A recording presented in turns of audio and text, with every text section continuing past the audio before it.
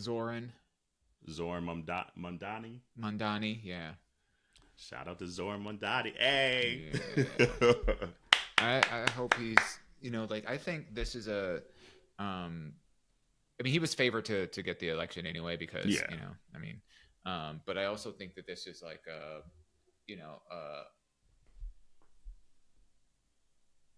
how do I say this? It's a sign. Hopefully it'll change another guard. Yeah, a sign that people are not fucking with the bullshit anymore.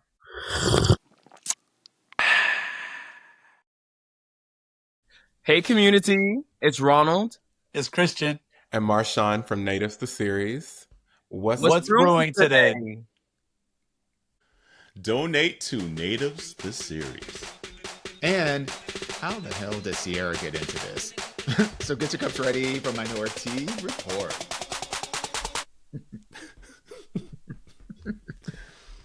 Sierra ain't never coming on here. Oh well. Sierra ain't never coming on here. Damn.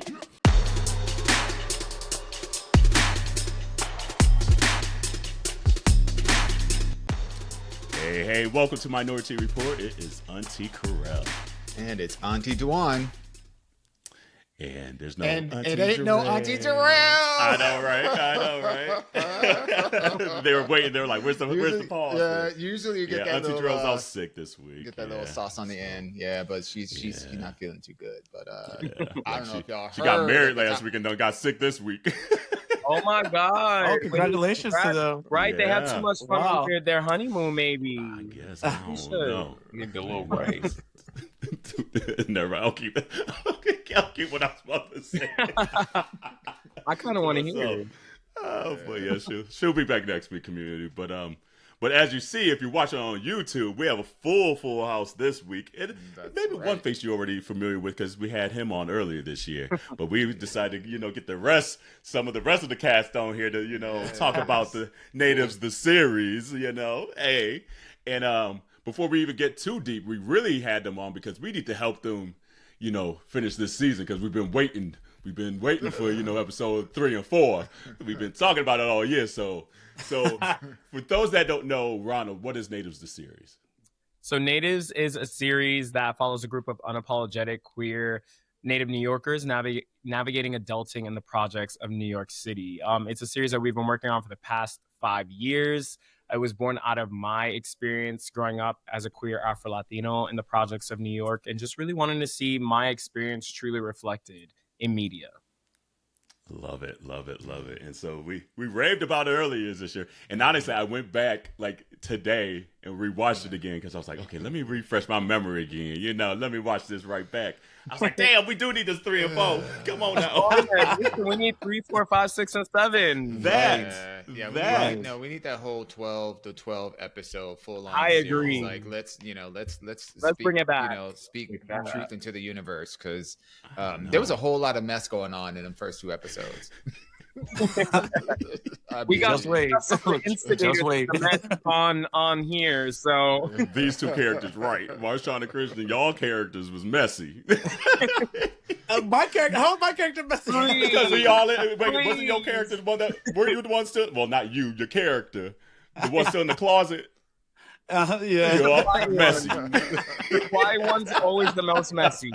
You don't want people in his business. That's all. Okay, that's what that is. And then Marshawn was the messy drinking at the job and leaving the friends and puke. Yeah, man. The unreliable friend.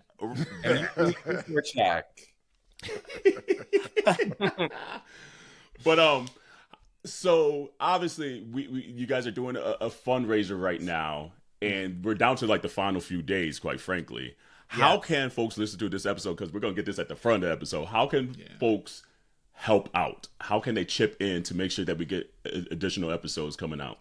Yeah, sure thing. So we're raising $50,000 on Seed and Spark, and that is going towards funding the remaining episodes 3 and 4, or the next episodes 3 and 4. And you can contribute at nativestheseries.com. It'll take you directly to our Seed and Spark campaign, and you can make a pledge of whatever you can. $10, $10,000, however generous you're feeling. 10,000 would be ideal, but we'll take whatever you can give us right now. I know that is right. Yeah, 10,000, and if you got an extra few thousands, right, it's the holidays. My Cash App is no. Listen, I'm willing to do. Let me know what's needed. Made. And I know we talked about this on the first time that you joined us. But can you just share for our listeners, why this investment is so important? So sorry. See, no, they calling already. Say, here you go, boo. Here's some money. Put it out there in the universe. Oh but yeah, just talk a little bit. Can you just share a little bit about the production and how you're really kind of doing this from the. I mean, I don't want to steal your thunder, but just talk a little bit about the putting all this together. Yeah, of course. So as I mentioned, we've been working on this for the past 5 years. This is a completely independent series, so it has truly been born out of Community, and it's been carried forward through Community. How we made the first 2 episodes, which are available on YouTube, that you can watch now, watch it, and then make your decision on whether you want to contribute or not. But we did this through a crowdfunding campaign back in 2021, where we raised just over $20,000. And we got a few grants in between. This has been a 5-year process. So we filmed in 2023, and then we didn't get our post-production budget until summer of 2024, then released in fall 2024. We saw how it's landed and resonated with people, and are constantly being asked still, where's the next episodes, which is a really beautiful feeling. And so now we are kind of starting from the ground up again, and doing another crowdfunding campaign, relying back on our community, who has, again, brought us to this point by watching it, by contributing in the first campaign, by voting for us for the Queerties, all of it. And we're doing this to make the next 2 episodes. So that's where we are. That's how we've been working really hard. Our producer and director of episodes 1 and 2, Brittany Franklin, our creative producer, Darnell Dudley, just want to give them shout outs. Our co-writer, Tay Jenkins, like all of us have been pouring our hearts and souls into this for years. The cast as well, for years. And so now it's time. We're all ready to release it, to film it. The episodes are done. It's just about getting this money. I know that's right. I know the question. I know the question that is on everybody's mind. Are we going to get some more? Are we going to get some more skin in these new episodes? Because I know that's right. Because we teased you guys in the beginning. That's a lot of people. It's so funny because a lot of people are like, why do you show them doing anything? I wanted to see. And I was like, imagination. Like, imagination sets you free. No, it don't. We need to see. That's the point. Listen, we gotta leave y'all with something. If we give it to y'all in the beginning, y'all not gonna come back for nothing else. We will. I was about to say, I don't know. If y'all do it right, we be like, where's the next one at? I'll let the other cast members speak on whether you'll see some more skin or not. You'll see many things. You're gonna see a lot of things coming up. We get to the top and the bottom of some things in the next few episodes. Amen. But always in the long most and the short as well. way. And this is what I loved about the show. Like I know I said it earlier this year. It's just like we always say, just like in media and just like entertainment, that we don't see ourselves enough.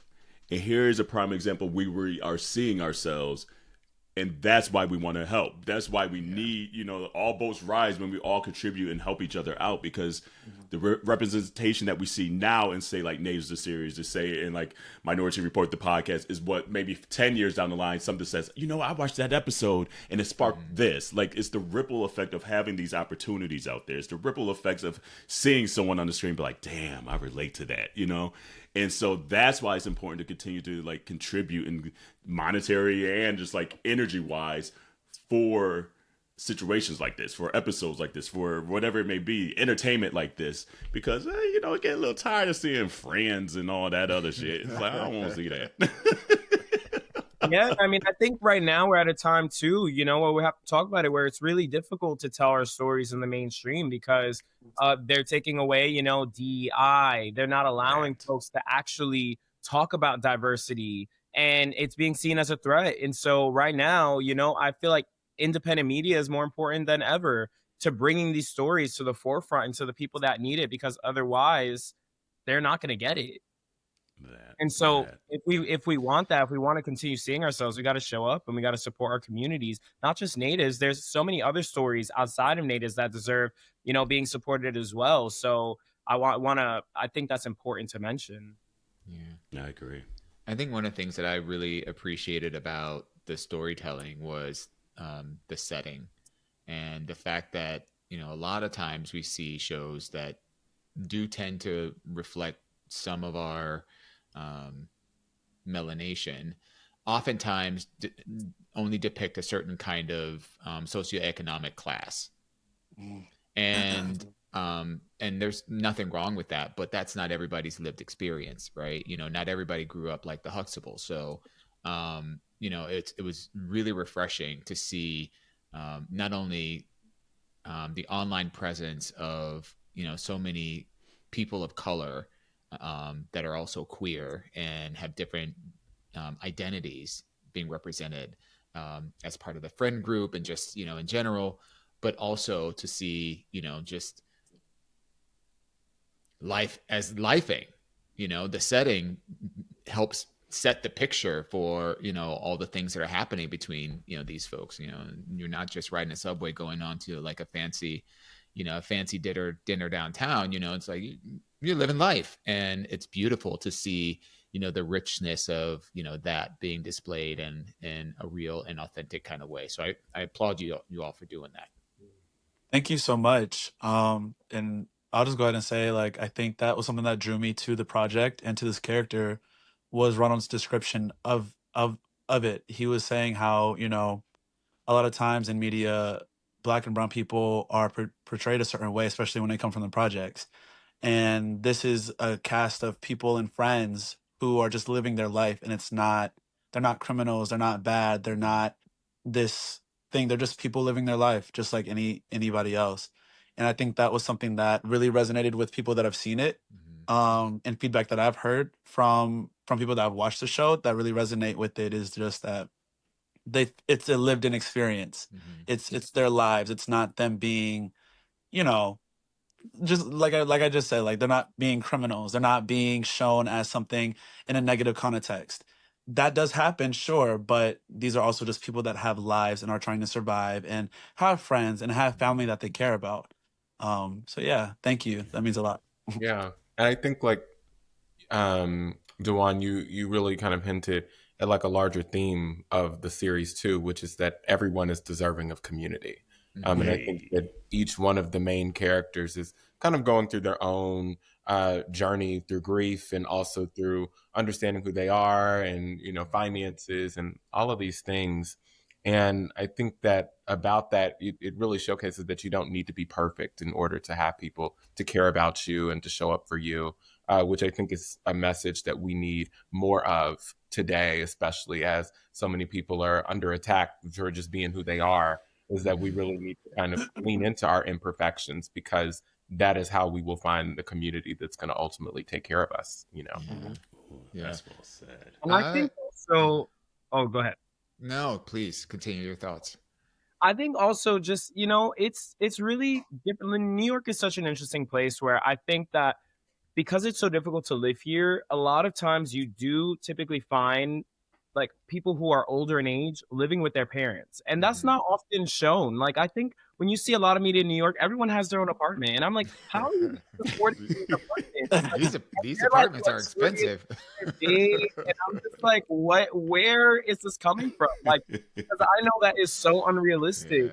So like a lot of people I know do still live with their parents. And especially if you come from like public housing, there's usually generations that have grown up in these buildings and spaces. And obviously you don't always want to do that, but that's sometimes what you have to do, in order to survive. And so it's kind of like, where are those stories? And also it brings an intergenerational element to it too, because, you're living with your mom or your aunt or your grandma. And what does that look like? That is its own thing you have to navigate as an adult as well. Yeah. Especially as a queer person, like it's just like that's a whole other layer on top of it. It's like I like the scenes of being like on the apps and things like that, and be like, oh shit, hold on, somebody, in the building. Let me try to get the rocks off right quick. It's trying to sneak out the crib and things like that. Like that's realistic as shit. Like to me as well. It's just like because that's even just little nuances that I feel like a lot of shows haven't shown before. It's just like sometimes you gotta. You gotta get it in. You gotta get it in. How you get it in? Right. One other thing that I really appreciated, and this just kind of goes back to, I think the overarching theme about, showing the authenticity of life as, young adults who are just kind of finding their way. I really appreciate the fact that when you look at the cast is so just visually different, and you look at the relationships that are being told in the first 2 episodes, you get a real sense of that these people have a deep caring for each other, but they don't all look the same. They don't all have the same identity, and I think that's another aspect of particularly the Black and Latin queer community, that contrary to, let's say, our Caucasoid companions who all look like brothers and sisters, right? Like the friend groups all look the same. There is a richness within our communities, and that that oftentimes doesn't get shown in a real kind of way. And I love that you have again, first 2 episodes there was a lot going on, but and the casting was so like aspirational in a way. I would yes, intentional, but I would say aspirational in a way, because we just don't see that level of diversity. We see caricature tropes in a lot of these kind of like ensemble type sitcoms, if you will, web series, if you will. We see archetypes of characters, and I think what is a testament to the writing and the casting is that you see real people who just happen to be acting in a story and telling a story, but you see real people, and I think that's beautiful. Yeah, absolutely. No, thank you for that. And I think, again, it was very intentional in terms of the writer's room when we were writing these people. Like we spent 5 months writing the episodes, like I came in with ideas of how they would already go and like the plot or the arc of what the season would look like. But we then came in with the other writers, Darnell, Tay, our writer assistant V, and really spent the first 2 months like shaping who these characters are. We did personality quizzes. We had the actors do the personality quizzes. Luckily, we had our actors already locked in, some of them, and so we were able to lean on them and write to who they are too, and like shape the characters to be a little bit more of who they are. Like Dewan's character, Kai, Dewan is a non-binary dancer, so we made the character non-binary. That wasn't originally how the story was, but every part and every kind of roadblock led us to make this specific project. So I'm super grateful that despite it taking years, through those years and through those roadblocks, it led us to bringing in these unique new elements that were true to who the actors that we had were, but also the story that we were telling. Could you just indulge me and the listeners for a bit and just kind of describe your characters that you portray in the series? The same thing. Yeah, because I think it would be really great to hear from your perspective, how you describe that particular character and kind of what's their... and if we agree with your description.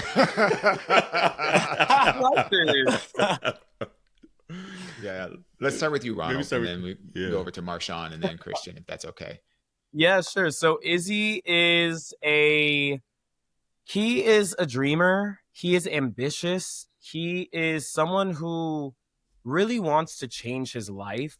I think he is so driven for change, but I think that blinds him because he is really trying to run away from what has actually shaped him. And so his storyline and what he's learning and what he has to face within even these first 2 episodes is really, these are the people who have shown up for me, and now I have to reckon with, why did I leave them? You know, like what about this place makes me want to avoid it so much, or makes me hate it so much? It makes me feel like I cannot be myself, or I cannot achieve anything through being here. And so he's someone who's just very stubborn. Very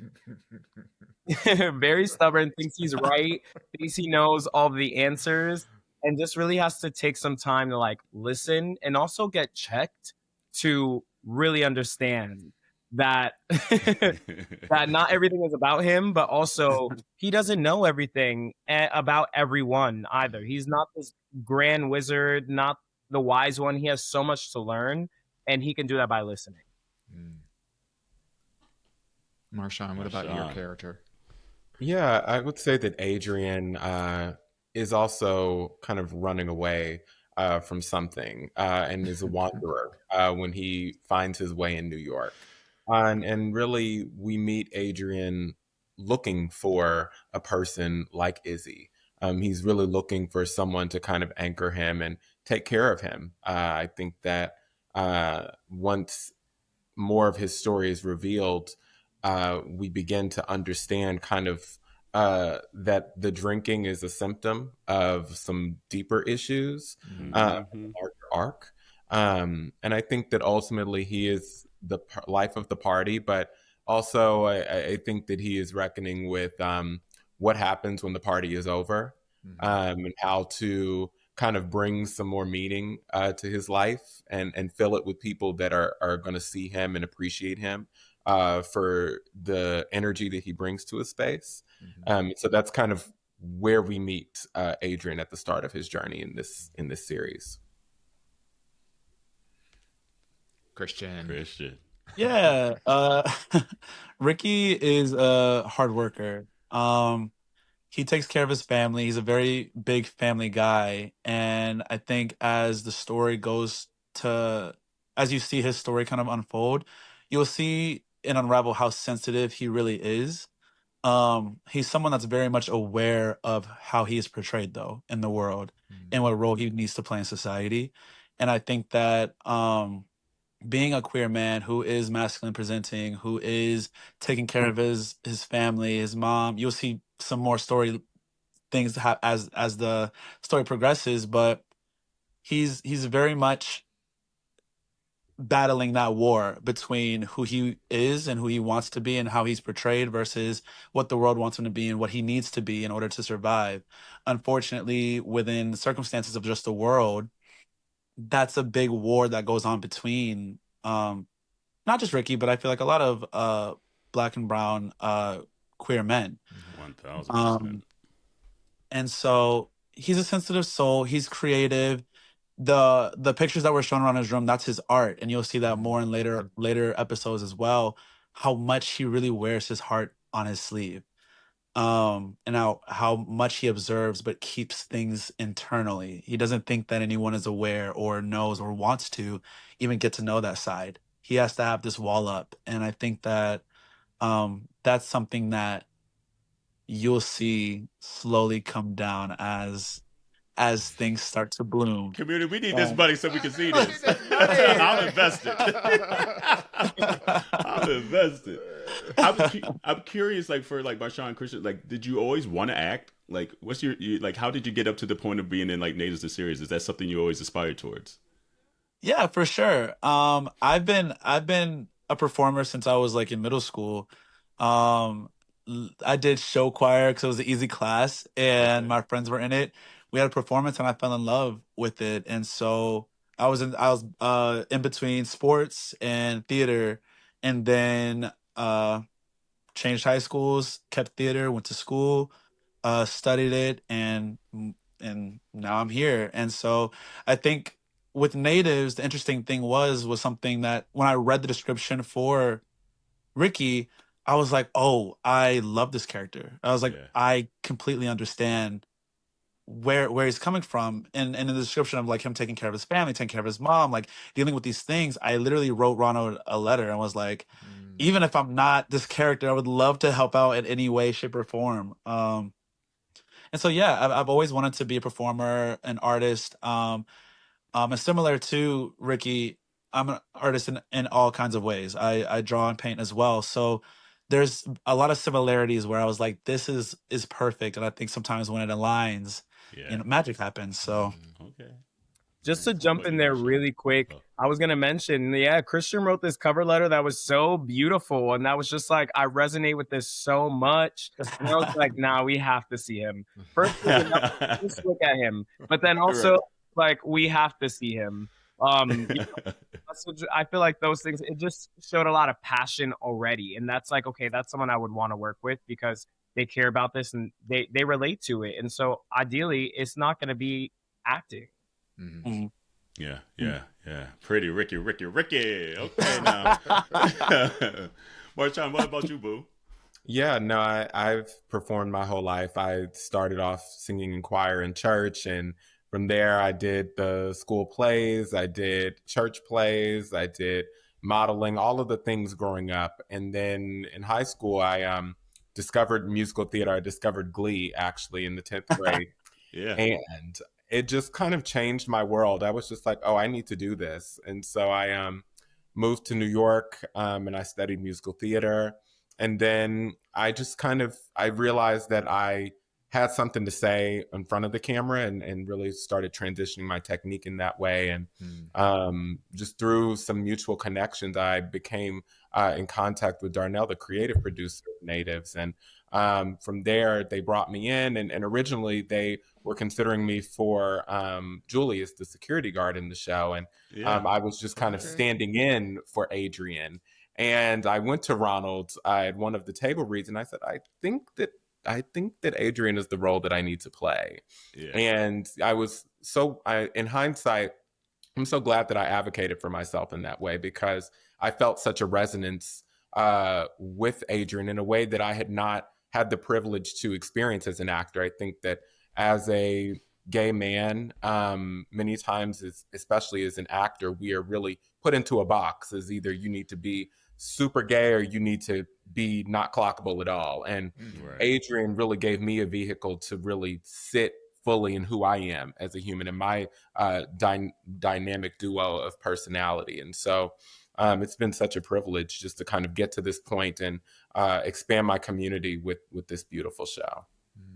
Did you guys grow up in New York area? Wait, sorry. Yeah. Okay. So, Cristian, you grew up in New York as well? No. Is that what you asked? Yeah. I didn't hear the question. Sorry. Yeah, no worries. No. I didn't grow up in New York. No. Gotcha. Neither did I. I lied then, if that's what you He's like, no, psych.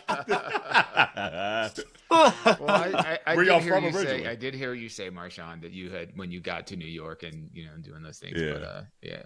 But, Where are you guys from originally? The thing is, really quick, too, like Marshawn, so Adrian's character, we actually, originally, he was supposed to be from New York. All of them were supposed to be from New York. And it's so interesting how the story has shifted. I wish you guys would see the first draft, too, because I think that's good, but it's a different story now. But Adrian, Marshawn, so there was another Adrian before Marshawn, actually, and he was from Texas. So he had this thick accent. Marshawn, you have a bit of an accent as well, but it's not as thick as the other one, though. And so we were like, I was just like, now he can't play like he's from New York. So we have to change where he's from. And so that's how he became from somewhere else, because just the actor was right for it, but he could not be from New York. Like he wasn't serving Brooklyn Bronx at all. And so and then when Marshawn came in and did the table read, we were also like, wait, all the jokes are landing. Like, this feels like Adrian too. So it was just such great synergy in wanting to do it, and it being right for him. But go ahead, where are you guys from? Originally, I'm from Brockton, Massachusetts. Okay. Yes. Yeah, I'm from Louisville, Kentucky originally, but moved up here from Atlanta. Oh, yeah, I moved up here from North Carolina. So, ATL. I used to live in Atlanta, so come on, Atlanta. Listen, I went to Atlanta for the first time twice this year, and I live for it. The first time just so happened to be Black Pride, and it was not intentional, but it was. It wasn't intentional, huh? Okay, it just happened to go. It just happened, and that was my first time in Atlanta too. What? We want the stories, because I know what Black Pride is. Off the record. I know how that weekend is.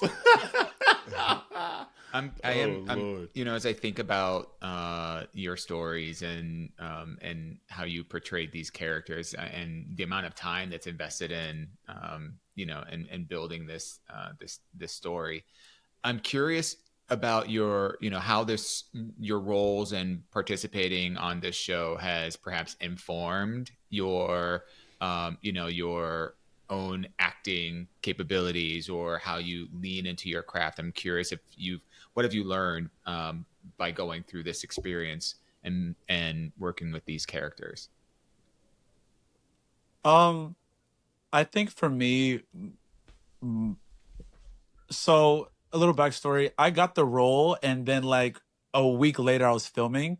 So I didn't have much time to really dive in. So, and of course, like we're gonna be the hardest on ourselves. So throughout the whole time, I was kind of questioning everything. I was just like, does this look right? Is this okay? I feel the character. However, I feel like I'm like coming through a little bit more than what the character is. And Brittany really, really helped kind of like soothe that a little bit. And both Brittany and Ronald made me very comfortable.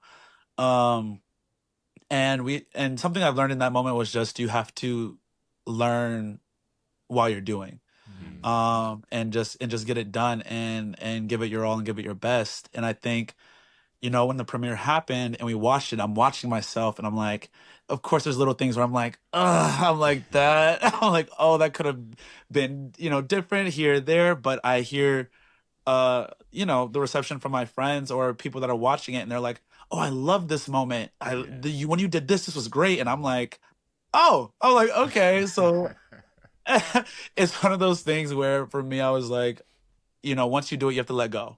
Yeah. You and it's gonna tell the story no matter what. The story will be told and people are gonna get from it what they need, what resonates. So that is something that I've definitely taken into other projects and that I will continue to take into future projects, of just making sure I know what I'm doing, and regardless of like how I feel afterwards, just letting it go, doing it and letting it go, and knowing that it's happening in the moment. Staying present, I guess, is more, long story short, staying present. That's beautiful. Thank you.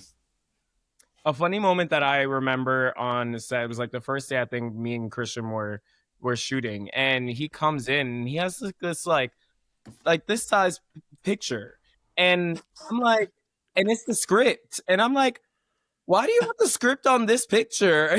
And I think this was like the only way that he could print it or something like that. He was like, I need to have it printed, but it was just so interesting, and I was like, I like that though, you know, like he put out his script, no matter which way it had to come out, he had that, and he was prepared, and it was like, I like that energy. And so I feel like you were doing the work already. Yes, I was prepared. I was like, I'm gonna go in. I said, well, I'm getting makeup done while we're sitting down. I'm gonna be looking at this like I'm getting it done. So it was very nice. What about you, Marshawn? I would say that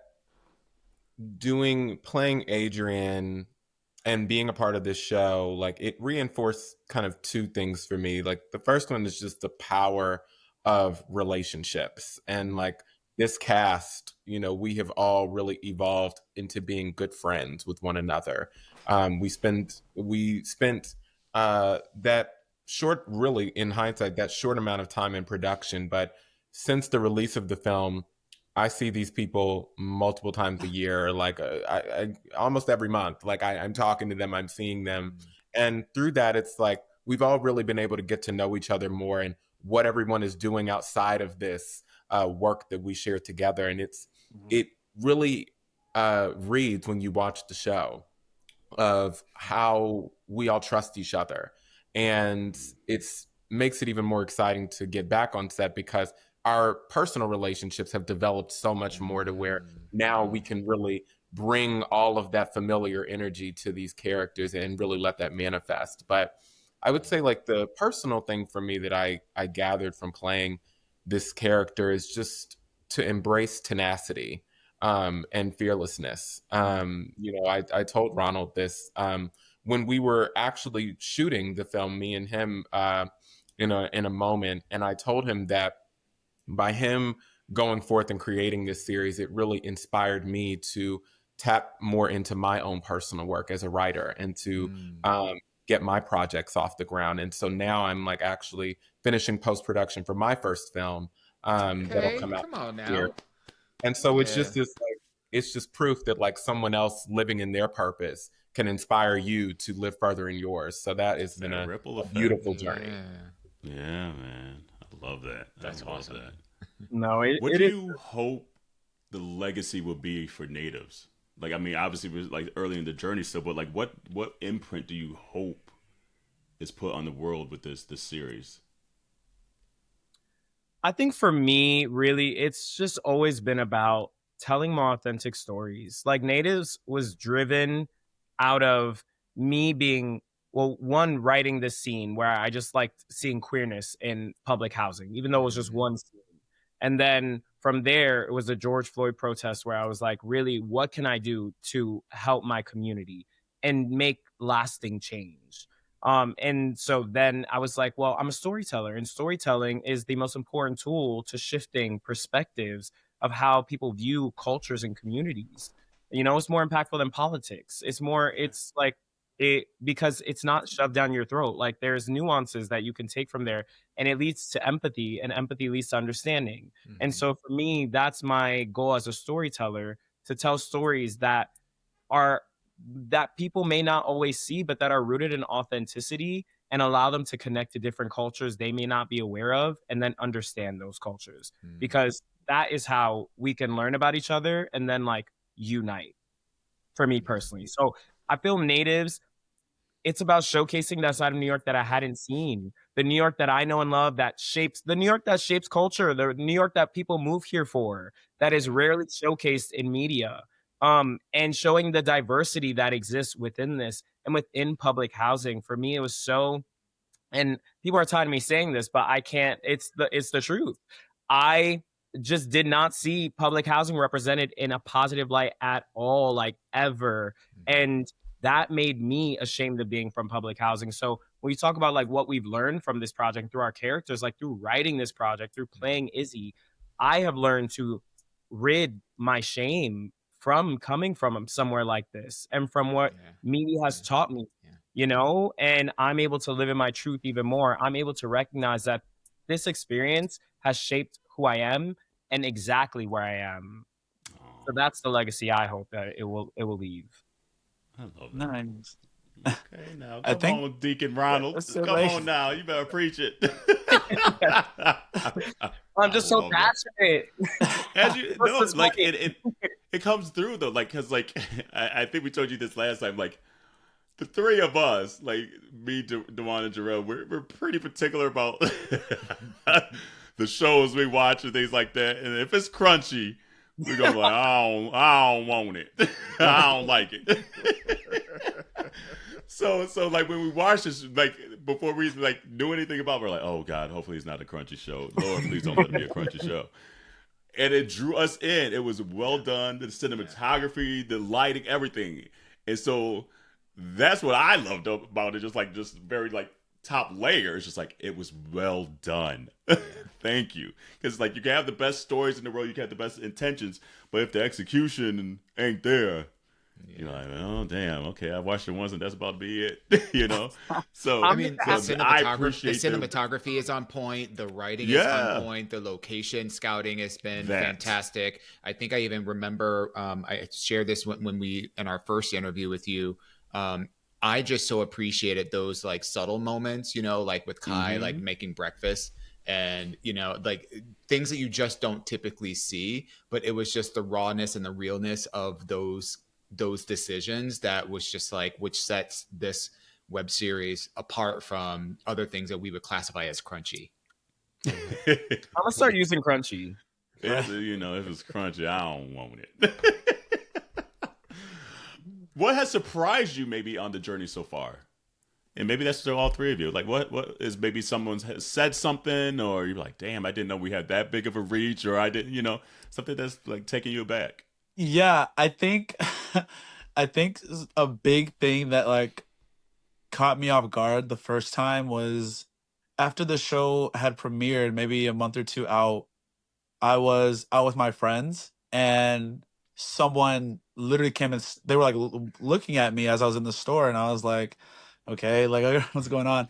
And they literally came up to me and was like, hey, can I ask you a weird question? And I was like, sure, what's up? And they were like, are you in a show called Natives? And I was like, yeah. I was like, yeah, that's me. And they were like, they went up for that, and I was so excited because I was like, oh my god. I was like, I didn't really know how far of the reach it would happen, you know, or that would happen. And so I think that seeing the reception to it, seeing how everyone feels about it, seeing how much everyone can relate to it and how much it aligns with people's view and lives, is just really, well, I think will always surprise me and always be a good feeling of hearing from, and you know, from an audience's perspective about your work, you know. He's like, I'm famous, bitch. I'm famous. Walking down the streets. No. What about you, Marshawn? Yeah, I would definitely agree. It's people that like I don't know from a can of paint that like stop me in the club and they're just like, "Are you in Natives?" And I'm like, maybe. You know, moments like, oh, what am I doing right now? Hold on. Right. But like there was this time last year I was on Jacked, you know, grocery shopping, and while someone messaged me and they said, are you on a show?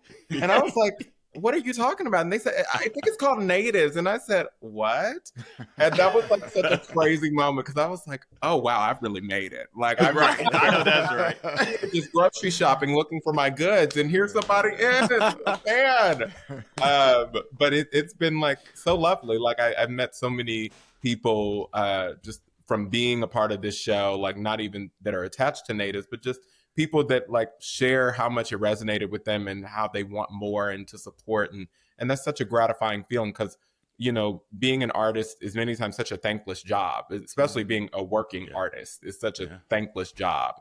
And we put in so much more many times than we get in return. And so to have our community give us our flowers right now and really affirm that this is necessary and this is valuable, it feels really good to be doing this work. Yeah. I love that so many of us have had those moments because I think Dewan is probably the one that gets it the most. Like Dewan is always telling me that someone has stopped them to be like, you're and I'm like, girl, I get stopped, but not that much. Like, and let's be clear, not this Dewan. Like, let's be clear, not this Dewan. Right, not Dewan Dewan. Dewan from the show, Kai from the show. The craziest moment for me is probably when I was in Atlanta. I'm waiting to get into Bulldog, and I'm with my co-founder from a film festival I run, and someone else that we were with, a friend we had made, and there's a guy in front of us and he keeps looking back. And I'm like, okay, maybe like he either thinks I'm cute or maybe do I know him? Like, I'm not sure. I'm trying to rack my brain. And going to the Rolodex, you're like, hold on, let me place. Hold on. I don't recognize him from nowhere. And he is like, Natives? And I said, oh my God. And he lives in Atlanta too. And so I was like, oh, I live for that. So that was probably one of the coolest moments. But I think like the biggest kind of surprise or the most gratifying thing for me really is like hearing from Marshawn how it inspired him to create something, hearing from our audiences and our viewers like how it's inspired them to work on other things. And honestly, I mean, I love this. I don't know. I haven't heard from nobody directly, but I feel like I've seen other things where it feels like there's inspiration being drawn from it. I don't know, but it does feel that way. And I'm like, oh, period. I love that. And so I think just hearing those things and seeing those things is like really cool too, because I didn't set out to inspire people. Like I set out to tell a story. I wanted it to resonate with people, but like I'm not over here like I want to inspire the world, you know? Like I just want to tell true stories. And so for me to be able to do that and it to have that effect is really beautiful. True stories. Sorry, that comes to my head every time, and I might be aging myself on that one. Not real world, nobody. Nope. Okay, yep. Aged myself. Real World MTV, Real World. Yeah, boo. Oh, I know Real World, but I don't know. Was that a theme song on it? It was maybe season 2 or 3. 2 or 3. It was like a clip, an audio clip at the beginning of the episode when the theme was going on. They'd be like, true stories about whatever 7 strangers, and they'd be like, true stories. Bring back theme songs. That part. Amen. I agree with that statement. Speaking of who had an old age in ourselves, but a good theme song. That show Amen had a banger of a theme song. Oh my God. What show? It's called Amen. It's an older one, but if you go on YouTube, just look up Amen theme song 90s, and I'm telling you, Thursday Top evenings was like. You didn't have a good Thursday evening until you saw Amen. Amen was a Saturday morning. I'll look at it. Yeah. Mm-hmm. And speaking of just classics, like what shows have inspired you along the along the way? Like what's some of your favorite shows that you're like, if we could get to that level, we gonna be killing it. I'll say for me, shows that inspired the series and shows that I love are Insecure, It's Giving Pose. There's a show called Vida that was on Stars that is a gorgeous show that I would really recommend people to watch because I think it's underrated. Noah's Ark, like those are some of the shows that I feel like really shaped natives for me. And there's a book specifically, and I talk about this book all the time because it's my favorite. There's this book called Chulito that is written by my mentor, who's now my current boss at my job. And it is just it's probably the most New York thing I've ever read. And it's my favorite book because of that, because I see myself so much in it.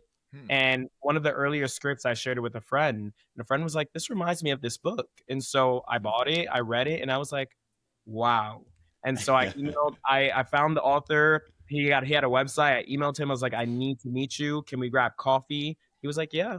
And then that happened. He became like a mentor to me. Now he's my boss.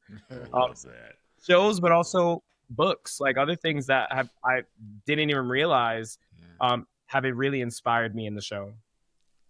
Yeah, I think kind of piggybacking off of what you said, I think same with the question that you had asked earlier about what legacy we would kind of like to leave behind. I think of shows like Insecure where it's like they're just stories about these people that we get to see it inside of their life, but we see California, we see the lifestyle they have, we see them grow. And I think that something that I love about Insecure is that at each time you go back to watch it, you learn something new about yourself watching it, and you see them in a whole different light. When I watched it at 18, 19, it was completely different than when I watched it at 22, and it's completely different than when I watch it now at 26. It's a very different thing each time, and I would love and hope that this show provides that same dynamic for its viewers as well, each time going back and just realizing something different about yourself or learning a different moment about yourself and how you grow into who you're becoming. Yeah, I love that. Yeah, I would say Noah's Ark was such a beacon for me growing up, especially growing up and coming of age in Atlanta. I grew up in the suburbs, and I didn't have a lot of gay friends and a lot of gay inspiration in my personal life. And so to be able to see these powerful figures, these figureheads on TV, it really inspired me and shaped so much of how I came into my queerness. And for me, I would hope that this show can be another beacon for a generation beneath us, that are coming up. They can see themselves in these characters and, understand that it's there's community waiting on you. There's people out there that are ready to love you, and it's okay to just be where you are. And, you know, for me, it like having shows like that helped me to understand some real life events that would happen later, and like understanding kind of what that was going to feel like, but obviously in my own way. And I think that we're trying to do something similar, you know, but for a broader audience, you know, a queer audience rather than just specifically a gay audience. And I think that's so beautiful. Yeah. And I love the spectrum. Like we always talk about that on the podcast here. Like a lot of the reason why we started our podcast is showing the spectrum of like, your black and brown is okay. Your black and brown version of gay and queer is okay. Wherever that lies in that, you know, wide and beautiful spectrum. And so I know Dewan hit it on earlier, just like seeing that representation along the spectrum of everything is so dope. And I hope viewers, I hope kids today see that and be like, I am okay. Yes, it might be a little hard and tough right now, but like where you're at in your journey and what you bring and provide to the universe and your black, brown, and queerness is fine. It's beautiful, you know? Yeah. Can I just plug real quick? This is why people need to donate. Amen. This is why people need to donate for shows like this. You know, when you know, Ronald, you were saying at the top of the call, there's a lot of shit that's going on around us, right? You know, like feels like the world is crumbling and you know, everything's going to shit. It can feel like that. But the one thing that we can do is, you know, control what we can control, right? So, and a lot of times that's investing, you know, our time, our energy, and sometimes our finances, into projects that are, you know, truly representing our community. You know, Blacks and Latinos have, you know, kind of rode side by side, you know, when it comes to, you know, things like, you know, institutional racism and other kind of things that hold us down. And so, you know, when you have a project that really celebrates our stories, that celebrates our relationships, the communities that we have with each other, and then you add that extra layer, that extra seasoning of, you know, queerness on top of it, like this is why people need to donate, because we need to have more stories like this out there. Sorry, I didn't mean to. And where can they donate again? Let them know right now. Head to nativestheseries.com and contribute to our Seed and Spark campaign. We have to make at least 80% of our goal, which is $40,000, in order to keep any of it. If we don't hit that, we lose everything. So we're counting on you, community. Woo, Community. T, come on, spill the tea. I know that's right. But before we get you out of here, though, we like to play a little fun game that we call our little Curiosity segment here. So I think we asked you this probably last time too, Ronald. So you're gonna have to come up with a new one. Coming to the stage is Ronald. Coming to the stage is Marshawn. Coming to the stage is Cristian. What song is playing right now? What song? What do you want your coming out music to be? Betty White. Okay, Betty White. Come on now. That went here. Right, Al will check your battery. What you song are coming playing? to the stage. What song is playing as your theme music that's bringing you onto the stage? Yeah, you're getting ready to accept your Oscar, your Grammy, your Tony, all this other whatever kind of shit. It may be. What is the music you want to be playing when you are coming to the stage? Oh my God! I'm gonna go in my spirit and say, Beyoncé, I Was Here. Okay. All right. You said something similar. So I'm gonna have to look at it. Insert clip here. I'm gonna have to find that again. Oh yeah. You know, I was here. Yeah. What about you, Marshawn? Well, I'm not going to be as profound. I'm playing Folded by Kalani. I'm helping our girl get to number one. Period. I'm not mad at it. Hey, that's a good choice right there. Wait, are you playing the one with Kalani and Tony? The one with Kalani and JoJo? The one with there's so many damn remixes now. Shit. Look, we're going to play them back to back. Back to back. We're going to keep folding today. So Marshawn got a slow walk. It's a long runway. No sensual walk. Yes, you say beautiful gowns. Yes. What about you, Cristian? I can't think too far back to a lot of songs, but right now I'm listening to Olivia Dean a lot. And so I would say either So Easy by Olivia Dean or Dive by Olivia Dean. All right. Dive. I don't know if I know. You want to be the man I need? I know Easy. Right, man, I need. I'm here for it. Who out of the three is most like their character? Y'all can chime in on each other. I feel like all of us, in a way.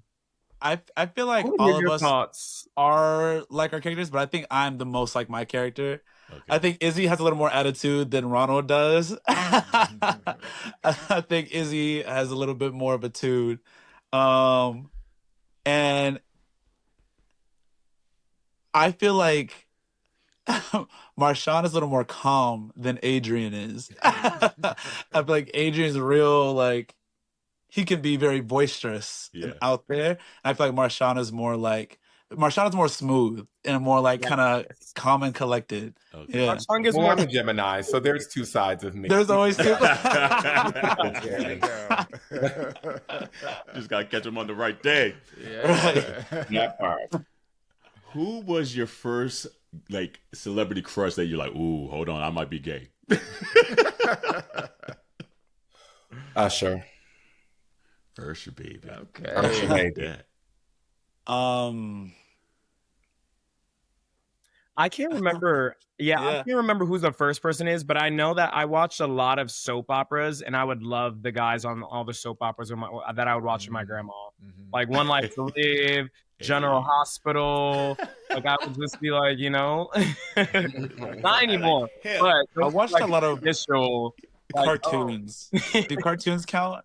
I watch a lot of cartoons. I would have to say like Aladdin or like Scar or something. You want to be? I was like, Christian want to be whisked away. I know that's right. I'm a romantic. I'm an artist. I'm a romantic. I just want to be whisked away. I know that's right. Take me, Aladdin. Take me. Right on the carpet.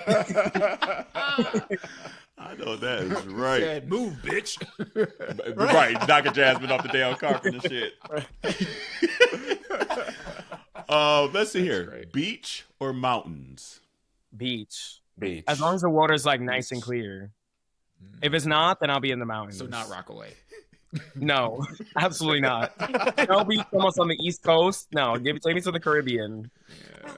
I'm not that bougie. I'm still going to the beach. I'm gonna lay out on the beach. I accept my bouginess. I get beach for sure. Beach for sure. And so going to the beach, are you Speedo or are you more trunks? I'm a trunk guy. Okay. I do trunks. It's giving trunks for me too, but I need to experience a Speedo, so maybe. Yeah. It's giving Speedo. I need to be free on the beach. I knew that. Absolutely. I knew that. See, I'm the Speedo guy too. It's like, we out here, baby. Comedy or drama? Drama. I need the drama. I want to cry. I want to sob. I want to be upset at the characters. I think that's when I'm emotionally invested. I love a good comedy, but I feel like drama, I have to be in a mood for drama. Like, I would say, like, I love a good show that keeps you on edge, but there has to be some comedy in there. Like, there has to be, it can't be all just drama. Yeah, it's so serious. So I'm kind of like right in the middle. Dramedy. I think. Dramedy. There you go. There we go. I love a comedy. I like to feel safe when I'm watching a show. I like to know that by the end it's going to be wrapped up nicely, unless it's SVU, because that's its own version of comedy. Because it's like, by the end it's going to be wrapped up. So I can do drama like that. But like, give me something light. My real life is drama from day to day. I need comedy in my television. You need especially the way this world is now. It's like, bitch, I just want to laugh. No, right? I just want to laugh. I'm not gonna lie though, it's hard to find a good comedy though. Like, I agree. Comedy is really, really tough, and like what is out there, like even like from a sitcom perspective, it's not like like back when you were growing up and you had like the king of the sitcoms, you had a ton of shows that were just hilarious. Like jokes aren't landing. It's laugh tracks. And so it's real tough, really tough trying to find a good a really good comedy. That's true. I'm trying to think. What's the last comedy I saw that I was just like all the way invested in? Even movie. Yeah. Right now, I love like dry humor in a sense of in kind of how Abbott Elementary is. Like I think Abbott Elementary is hilarious. Like that's a show that I find hilarious. That's melanin for you. Well, exactly. You're right. That's why we need a show like Natives to be out there. Donate. Because ain't nobody gonna tell our stories the way we tell our stories, the way that you tell our stories, and the way you portray these characters. Yeah, so for sure. Yeah, it's the nuance. Let's see here. What's the last song you played on your phone? Girl's Girl by Zara Larsson. Okay. Right. I was at the gym getting my lights. I gotta look at it. Oh, that's right. Yeah. It's the last thing I had at the gym today too. Element by Kendrick Lamar. Okay. On My Back by Cardi B. Oh. Yeah. Oh. Okay. Was that when you were grocery shopping? Right. Right. This time. It's like I gotta get in the mood. Alchemy is good for the gym too, though. Yeah. Mm-hmm. The last song I had was Chanel by Tyler. Oh, right on. Yeah. I don't know if I like that song. It's a little bop to me. I was like, yeah.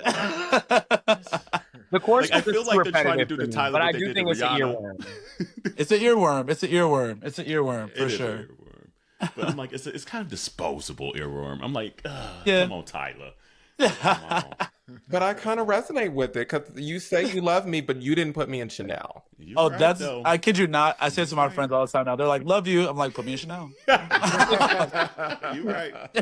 I had to put in the stories for the viewers in my Instagram stories. I was like, if you say you love me, but you ain't contribute to the crowdfunding campaign, there you look. how you say you love me? Yeah. Actions, not words, baby. I just slide into the DMs, but you're not contributing to the crowdfunding campaign. Right. I need the money. Cardi or Nicki? Nicki Minaj. I mean, listen, this is nuanced. This is nuanced because Nicki Minaj is my New York sister. Cardi is my New York sister too, but she's also my Sag sister. She's a great lyricist, but Cardi does have a better personality. But Nicki Minaj used to have an amazing personality, so it's layered. Keyword. The industry has robbed her from that and has brought her to where she is now. That's my hot take. She did that shit to herself. She wanted to be the bad guy so bad. Now you're the bad guy and can't recoup from it. I disagree. We'll have to have this room. We'll have to have another conversation about this because again, it's layered. Marshawn Christian, Nicki or Cardi? I listen to all the rap girlies. Diplomatic. Come on now. I listen to all the rap girlies. But who do you listen to more? You'll That's see the question. everybody. You'll see everybody. But who are you if listening to? We went through your replay at the end of the year. It's got to be 51% somebody, 49% somebody else. I will say this. I know more Nicki. I listen to more Nicki. Okay. I listen to more Nicki. Okay. Queen rap. Marshawn, you over there extra quiet. I live in the present, and so because of that, Cardi B's taking the cake for me. Yes. I'd have to agree with that. Listen, I will say you can live in the present, but just know how the present sounds of certain people have been inspired. Of course. And that go for Nicki too. Right. If we're gonna go there and talk about she created her own sound in a way. The characters. Okay. Yes. Okay. Can we talk about the? Can we talk about the real queen of? Can we talk about the real queen of rap though? Sierra. Who's the real queen? Who? Sierra. Oh, stop it. We have a running out, not even a running gag. It's a running Dewan hatred of Sierra on this podcast. You don't like Sierra? No. Oh my God. She's beautiful. Like? She could dance. Okay. She has some bops, you know? She had some bops, yes. That's true. I can't argue with you there. Y'all gonna leave Sierra alone. Why? Why? She That won't girl, leave us though. alone. She won't leave. She got that man and that baby. Like, come on, leave us alone.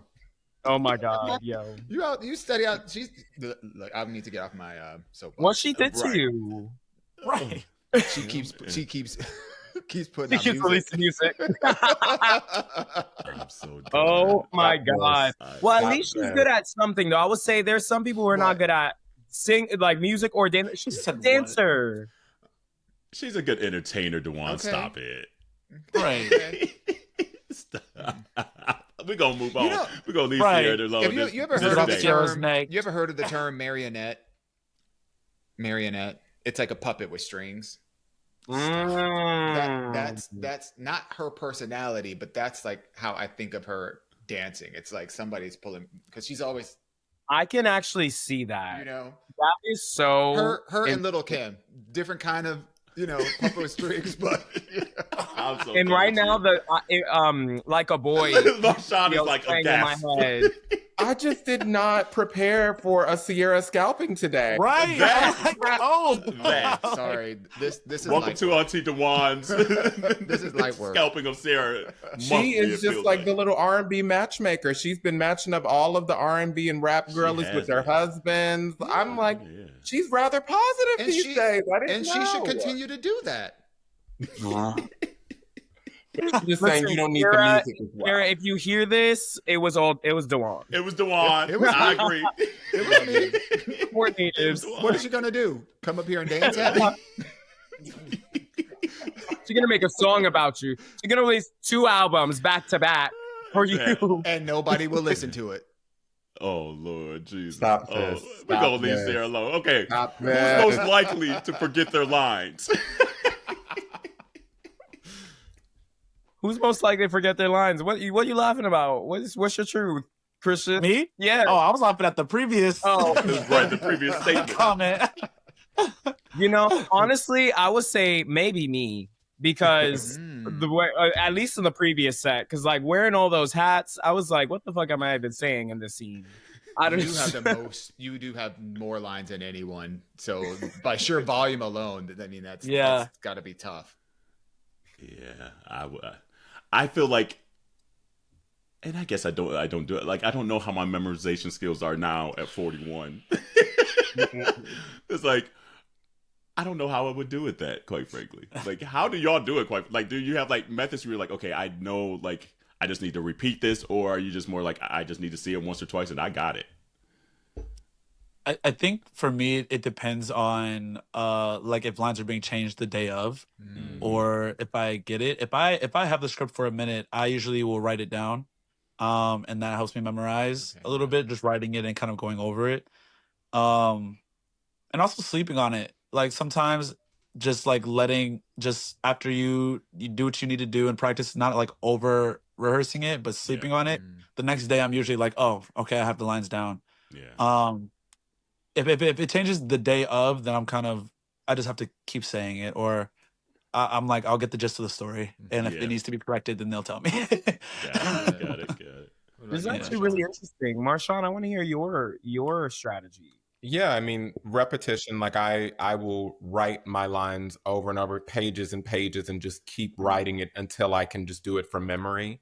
So that's like my strategy for memorizing. But ultimately, I think that what helps me to remember lines in the moment is just like really understand why I'm saying it. I think especially like a lot of beginner actors, they like think that the hardest part about acting is memorizing, when actually that's like the first step is to like memorize your lines so you can let it go.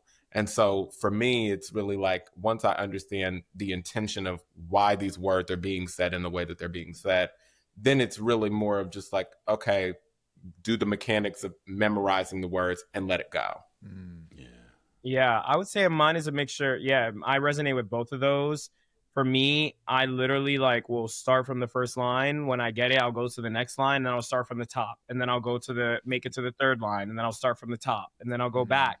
I learn one line at a time, but that's the beginning is really understanding the character and understanding like what is actually going on in the scene, feeling, and then how I want the other actor to feel or the other character to feel. Like, what am I trying to get? What am I trying to make them feel? And then now I can memorize the lines and now put my spice in there. Yeah. Nice. Yeah. Dewan, would you be good at memorizing lines? Not at all. No. Shit goes in one ear and out the other. I can't even remember people's names that I've known for 20 years. Like, I don't remember names and lyrics of songs. Like, it's a rap. So yeah. How are you gonna memorize these lines when we bring you in? I'll have cue cards. Where my cue cards? Where my background singers? We gotta cut that out. Yeah, I'll play the part, but I'm. He said, "Give me some time." Yeah. If I get that script early enough, we might be able to do something. But we got to give it to you now. That part. Wait, so I want to know from you guys: were our character descriptions? How were they? I think they were pretty spot on, actually. Oh yeah, I agree. Pretty spot on. Yeah. I would say for Izzy, the only thing is, I think he's a little selfish as well. Yeah. I like to see the good in my character, Yeah. But that's maybe that's spoiled, selfish somewhere in that lane. Yeah. Oh my God. I think there's I would agree with that, because like one of the things that I see, and this is just from my older perspective, because I'm not in my 20s, I'm about to be 50 next year, and like I look at some of the decisions that the Izzy character has made, like even just like coming back home after kind of like a failed excursion to the West Coast. There was no like remorse or even accountability for like his role in what made that not work. But I also appreciate it because that's the mindset of somebody of that particular character. Like he hasn't made the connections yet. And I think that goes back to what Cristian, you were saying in terms of like going back and watching Insecure. At different stages of one's life, you have a certain level of life experience and history that allows you to be able to take in things differently from that perspective. So I think that's where Izzy kind of like the flaws of Izzy is he's young. He may be, he may have, rose-colored glasses. He may be a dreamer. He may be this and he may be that, but he also does not see yet how his decisions are impacting his current circumstances and how he continues to perpetuate those. And he's still trying to discover himself through these kind of like semi-painful moments. And it feels like death by 1,000 paper cuts. And you just want to like take him and shake him and be like, nigga, bitch, get it together. Yeah, I agree with that statement. And let's see here. We'll end it here. We used to do this a lot, like for our guests, and have ask them about like auntie, like your drinks. Like we'd always say, every auntie, what's your drink for your personality? So like, I'm vodka, Dewan's Chardonnay, and Jarrell's Hennessy. So you got to get like just from those descriptions our personalities a little bit. Yeah. So I'm curious from a character perspective, what would you think Izzy? We'll start with you, Ronald, for Izzy. What is his drink of choice? Obviously, we saw y'all drinking in the episode, so maybe that gives us the answer right there. But what do you think is their personality, their drink of choice?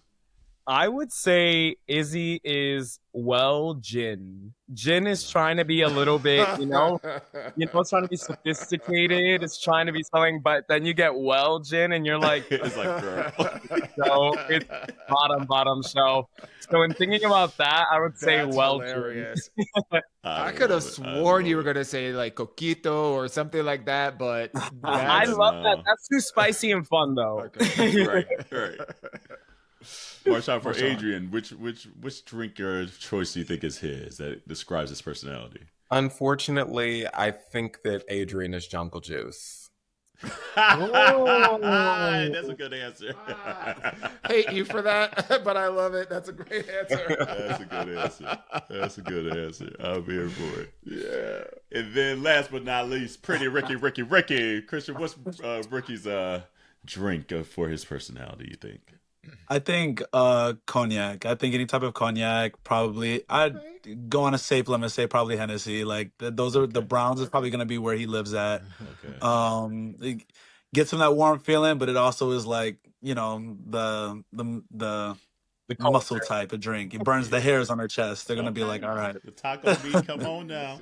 Right. Say, you ain't drinking if you ain't blacking out. You know what I'm saying? So that's his type. I also feel like cognac, no matter what, Douce, Hennessy just got the culture on lock. Yeah, absolutely, for sure. He's with his friends. They're drinking they're drinking some type of cognac. Absolutely. Okay. This might be my like shout out to our sisters over at Bad Queers. My Bad Queer opinion, I don't be drinking Hennessy and Douce like that. I don't care for it. Keep the dark away from me. I'm okay on Browns. I'm not a brown drinker. I know it's a cultural moment, but I don't want that part of the culture. I'm alright. I will say, I've been doing old fashions I'm not mad at old fashioned. I like old fashions. I'm an advocate for a good old fashioned. I'll sip on that. That's good. I can't do bitters, so for me, really? But I feel like something that maybe you may like or you may hate that I've tried is Hennessy or cognac with apple juice. It is really good, actually. It's kind of almost like I can see that. Like the apple Crown Royal or something like that. Maybe, yes. Yeah, gets a little sweetness in it, extra It's sweet. like a cold hot toddy. Yes, right. A lukewarm toddy. And should I ask the normal question, ending question, Duan? Yeah, go for it. Okay, Beyonce or Janet? Beyonce. Yeah, Beyonce. Okay. I love Janet. I love Janet. That doesn't. But fair comparison. I know. That's the point. Yeah. It's like, damn. Yeah, but we're always curious, like when people answer it, because like we find it kind of steers along almost like the age range. Mm-hmm. Yeah. It's like there's like a certain break in the age where like certain people would like really struggle with the answer. Yeah. Some of them just say nope, Beyonce. Some really just say Janet. And so it's always interesting to see where in that range, in that spectrum, people lie. To see if there wouldn't be a Beyonce without Janet, though. So there's that. Sure. Yeah. Amen. Yeah. I enjoy both. They're both great performers. I think for the reason why I'm so quick on Beyonce is I grew up with her a little bit more, but also I think listening to her, I'm going to listen to her voice probably more than I'm going to listen to Janet's voice if I'm being completely honest. So and I'm like, hey, you're 26, so like I get it. I get it. I understand. What are your guys' answers? I want to. Right. What's y'all say, Janet? I struggle. It depends on the day. Yeah, I agree. Yeah. Like growing up, like Janet was probably the first diva of mine. Just like I was just like, oh my god. Like I remember being like 8 or 9, watching like the "You Want This" video. Or like the If video and just being like, oh my god, like I fucking like love this human being, and not like sexually, like in the gaydom diva kind of way. Yeah. And so like it was always just like Janet for the longest. Then like Aaliyah came along, and I really stand to like Aaliyah. But then Beyonce came along. I'm like, oh my god. And what I love about just Beyonce, I say it on here all the time. It's just like I just love someone that's that talented that still puts in the work. I love people putting in the work. She don't gotta work that hard still, but she does because she wants to continue to evolve and grow and push music and culture forward. I will stand for people like that all day, every fucking every fucking time. So that's why I just enjoy Beyonce so much. Outside of just even the talent of everything, the work of everything is impeccable. I agree. I would say Beyonce, and I have a lot of absolute love for her and what she's done for the culture, but I stick with Janet in part because she was on track to be the superstar of all superstars. And but for what happened at the Super Bowl, but for that, her her trajectory was just completely clipped. And so she had already had a stellar career, 3 decades of acting and music and, you know, and cultural influence. You know, she was the culture mover, right? Yeah. But because and that of 5 album stretch is kind of hard to like duplicate. Like go from Control, Rhythm Nation, Janet, Velvet Rope, and All For You. Yeah. That 5 album stretch. Are you fucking kidding me? And Demita Joe was a Demita Joe was a slept-on album, but that was a phenomenal, and that was so funny enough. Demita Joe is when I was introduced to Janet. That's where I knew her from, and then I just discovered her discography from after that because I got into Demita Joe. So my mom and my sister loved it and played it all the time, and then I saw her dancing and doing these things, and I was like, who is this? And so that's how I kind of came into her. She's fantastic. It doesn't take away. Where did y'all come into Janet? I'm curious now. Like that's interesting to hear. Like Marshawn and Ronald, like where did Janet come into your ether? Honestly, I would say, what is that song? Like it's like her. I feel like the most poppy song that she has. All For You. No, not. Is it All For You? No, it's not. No. Don't stop. Don't stop. Don't stop. Oh wow! Okay. That one. I don't even remember the title of that song. All night, like Don't Stop All Night. Don't stop. Maybe it is All Night. Yeah. There we go. That's interesting. That is like it's giving MTV, like MTV. Oh, 1000%. Because I think it was actually the first video that was filmed in digital HD. Why I remember that, I don't know. Like random music knowledge like that is just bizarre in my brain. Well, for me, I think I also grew up with my grandma, and so it's like I feel like there's a gap of a little generation. You know, my grandma listened to like doo-wop and like older school music, and then old Spanish music, and then I was with my like younger aunt who's 10 years older than me, so she was like introducing me to like Britney Spears and like things like that. So I think that's why. Yeah. What about you, Marshawn? Marshawn, what about you? When did Janet come into your ether? I feel like the song that's like playing in my mind is Anytime, Any Place. Like, I feel like that was the first. Like that's the one that I remember. Marshawn a low key freak. That's what we learned this whole episode. Everything is about grocery shopping and being on his back. Got it. Ain't nothing wrong with that. I'm tired at all.